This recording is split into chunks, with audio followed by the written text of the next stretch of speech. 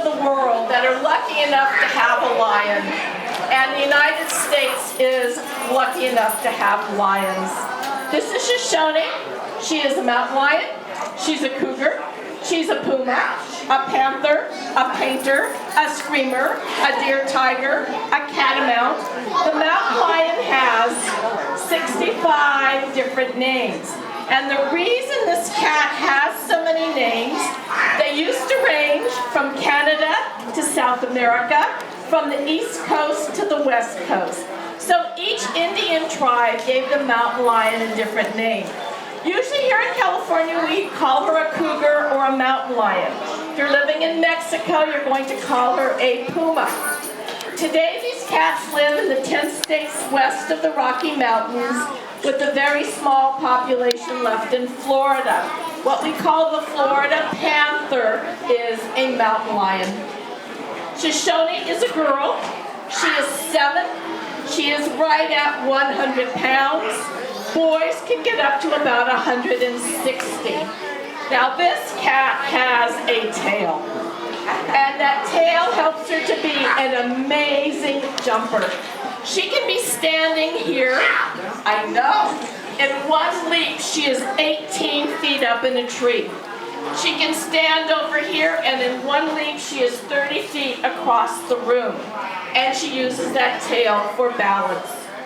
In the wild, cougars hunt deer, elk, antelope, caribou, moose. Get into trouble when they come down onto a ranch. Think a lamb or a calf would be a good dinner.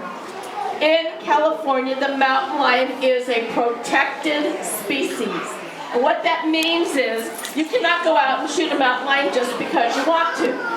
But if a particular cat is a threat, is a nuisance, is a problem for people, for livestock, or for pets, the Department of Fish and Game has the authority to shoot that cat. Ranchers can get what's called a deprivation permit to shoot any cougars that are killing their cows or their sheep. Lots about mountain lions in the news these days. Some people feel there are too many in California and we should legalize trophy hunting again. The mountain lion population of California is not increasing. What is increasing is the number of us. More and more homes going up in the country, more and more of us spending times hiking, biking, camping, being in wilderness parks. It comes down to making choices. You know, most of us do not spend a lot of time thinking about the fact that we are the species on this planet that is going to decide what animals survive. And man is going to decide what animals go extinct. Most of you probably know that wolves used to live in California. And the people of California said, whoa, wolf, big scary animal. Really don't want wolves here anymore. And the wolf is gone. California used to have grizzly bear.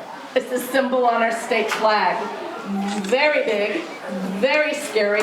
Really don't want grizzly in the state anymore, and the grizzly is gone. Now we decide, do we set aside wilderness for the mountain lion, for the coyote, for the bobcat, for the bear? If this cat goes extinct, does it affect your life? Probably not. Do you owe her a life? It's a choice we have to make. Honey, you need to stay right there. Stand back. If you want to take a picture, and then... These animals will not be able to save themselves. If it's going to work, it's going to be up to us. I know. What do you think? Is that the You know, once upon a time, there was so much land and so few people that wild animals could live here, people could live here. No longer. There's just too many of us. Again, whether it's the mountain lion, whether it's the cheetah, whether it's the tiger, and we now have two choices. Either we learn to live with the predators that share our planet with us, or we wipe them off the face of the earth, and someday the only predator left will be man. But it is going to be up to us. Do mountain lions kill people? Yes. Does it happen with the frequency the media would like you to believe? Absolutely not. In the past 100 years in North America, which is Canada, the United States, and Mexico, 19 people have been killed by mountain lions in an entire continent, in an entire century. Read the newspaper, listen to the nightly news. How many people here in California every year are killed by other people? Many, many more. We do a lot of programs with Dr. Rick Hopkins, and Rick is one of California's leading mountain lion biologists. And he gave out a statistic some years ago when he was doing a talk. We brought Shoshone so people could meet a live lion.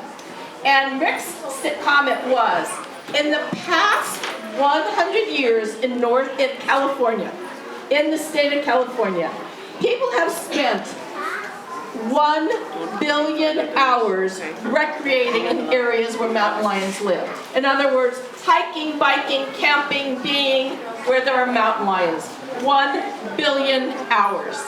And in that 1 billion hours, there have been 14 attacks on people by mountain lions. Not 14 deaths, 14 attacks. Very, very, very insignificant. Okay, you're out hiking. You come down a trail. You see a mountain lion. What do? Number one, you never turn your back and run. Running triggers a hunting instinct in the cats. Their instinct is to take off after you. And by turning and running away and exposing the back of your neck, that's how these cats kill their prey. You do not want to crouch down and be tiny. The smaller you are, the more you look like dinner. So you want to stand up very, very tall. If there is more than one of you, move together. 2 or 3 or 4 of you look much, much bigger than one of you. If you have a small child with you, pick that child up, make that child a part of your body. A little child is more at risk than a big person. Wearing a jacket, unzip it, open it out, hold your arms up, make yourself very, very large. Speak in a very loud, but very, very calm voice. I am not a deer. You really don't want to eat me. Go away. And again, 99% of the time, that cat wants to have nothing to do with you.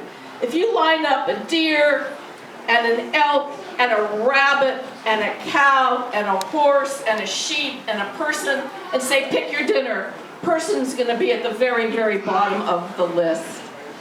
In the very, very, wear a whistle around your neck, blowing a loud whistle. Hike or bike with a big dog. Chihuahuas aren't going to help much, but a nice big lab.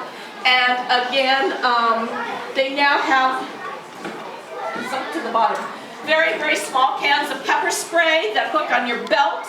A shot in the eye of a mountain lion, a bear, or a two-legged predator, you're probably going to be able to walk away. In the very, very worst scenario, if you are ever attacked, fight back. Fish and Game is documented in every instance where a person fought back. They may have gotten bitten, they may have been scratched, they were not killed. Their eyes and their nostrils are very delicate. Jam your fingers into their nostrils. Use your leg, use your knee, fight back.